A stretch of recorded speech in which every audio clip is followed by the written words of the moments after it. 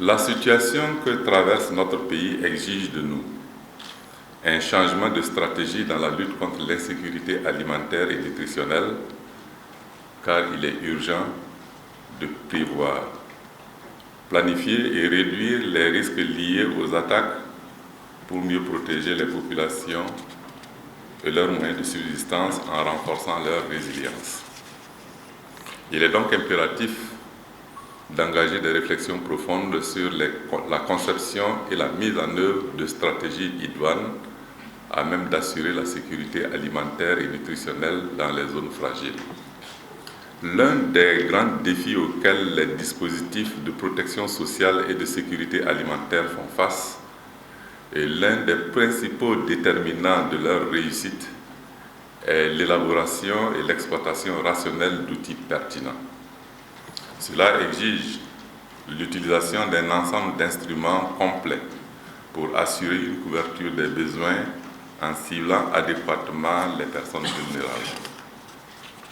Le thème de la présente session est approprié car il met en évidence l'importance et la pertinence du lien dialectique entre la sécurité alimentaire et la protection sociale. C'est pourquoi nos réflexions devront se mener autour d'orientations claires et précises pour assurer plus d'efficacité et d'efficience à nos interventions au profit des populations, surtout celles victimes de l'insécurité liée aux attaques terroristes. Je dois rappeler ici que le gouvernement a adopté en septembre 2012 la politique nationale de protection sociale et en avril 2018 la politique nationale de sécurité alimentaire et nutritionnelle. Ces politiques sont mises en œuvre avec succès grâce à la très bonne collaboration entre l'État et ses partenaires. Cependant, des efforts restent à faire au plan de la coordination, de la planification conjointe et de la mobilisation des ressources pour un appui plus efficace aux personnes vulnérables.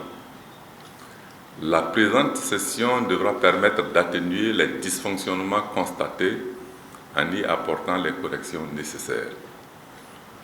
Les travaux de ce jour devraient nous conduire à prendre des décisions importantes qui engageront l'État et ses partenaires. Soyez rassurés, en retour que le gouvernement accordera le plus grand intérêt aux conclusions de la présente session et qu'il jouera pleinement sa partition pour leur mise en œuvre dans le respect de nos engagements nationaux et internationaux. Je voudrais une fois de plus saisir cette tribune pour réitérer, au nom de son Excellence Monsieur le Président du Faso, mes sincères remerciements aux partenaires techniques et financiers pour leur accompagnement multiforme et leur soutien constant à la mise en œuvre de nos politiques et programmes de lutte contre la pauvreté. Il faut retenir de cet AG que l'ensemble des acteurs, des partenaires ont décidé qu'il faut que nous puissions, d'ici fin 2020, que nous puissions développer la synergie dans nos différentes interventions afin de faire en sorte qu'il y ait beaucoup plus d'impact sur le terrain et cela en lien avec la protection sociale et la sécurité alimentaire. L'ensemble des partenaires aussi et les acteurs ont décidé d'accélérer la mise en place des services sociaux communaux afin de permettre que les registres uniques puissent être étendus à toutes les communes. Et la troisième décision est que nous utilisions les registres uniques comme la base de l'intervention, toutes les interventions que nous allons faire. Ça va constituer la porte d'entrée. Et enfin, c'est de pouvoir mettre en place le nexus urgence, relèvement et développement. Nous avons parlé aussi également des aspects de nutrition, parce que nous savons que dans les zones où il y a des déficits céréaliers, c'est dans ces zones-là qu'il y a également des déficits aigus, des problèmes aigus de malnutrition. Cette Assemblée générale, la 11e, a permis également de faire l'état des lieux, des recommandations des assemblées générales passé. Il faut qu'on arrive à mettre en place un comité de suivi pour voir dans quelle mesure, quel est l'état de mise en œuvre de ces recommandations.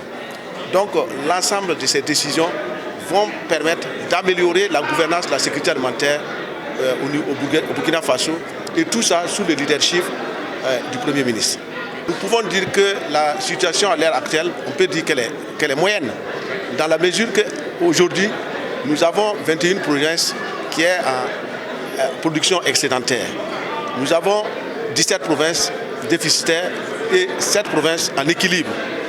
Mais nous devons prendre des dispositions afin de permettre que les provinces, surtout dans les zones d'insécurité alimentaire, qui sont au nombre de 3, que ces provinces-là ne basculent pas dans une situation grave, chronique.